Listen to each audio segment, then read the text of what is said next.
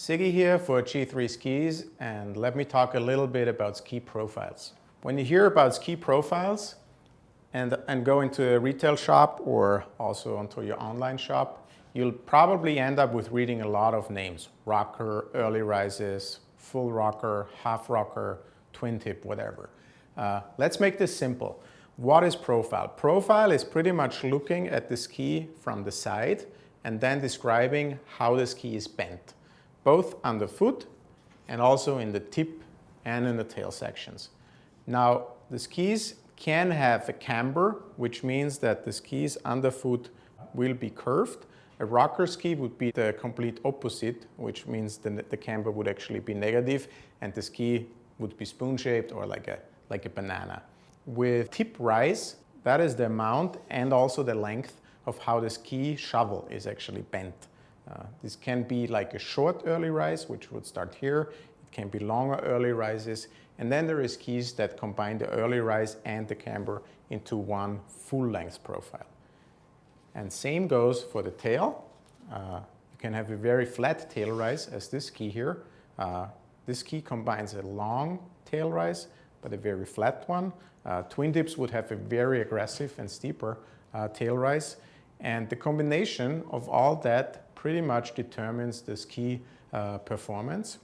Why so? The effect or the length of the rocker and the camber determines the edge length that will effectively grip on the snow. And the simple rule is the harder your snow conditions and the more challenging your terrain, but also the stronger or technically advanced skier you are, the longer effective edge length you want.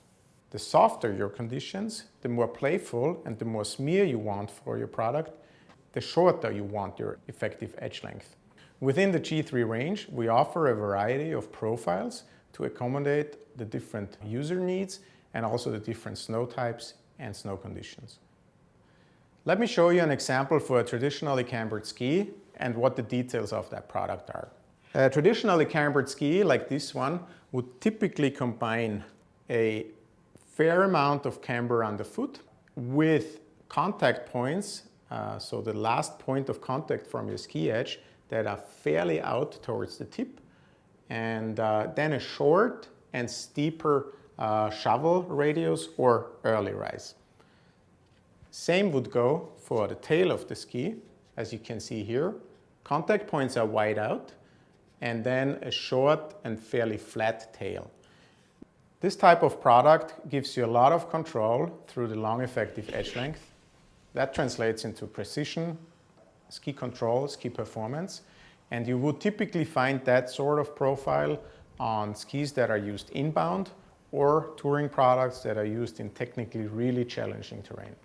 Let me now show you an example for a ski with flat camber or zero camber, as a lot of people refer to. This ski, as mentioned, when put together, would not show or show only very little camber underfoot, which means the ski is effectively flat from the contact point to the tail contact point. Here we have it combined with a very long early rise, so the shovel starts with a flat radius very soon and then gets gradually steeper.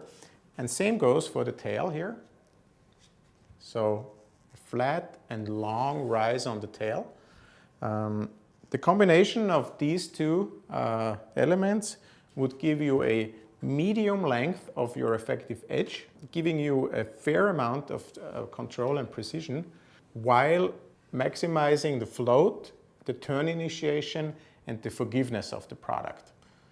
You would find this sort of technology on skis that are used in a variety of conditions that want to shine in versatility, and that can be used both inbounds and out of bounds. And last, let's talk about a fully rockered ski profile.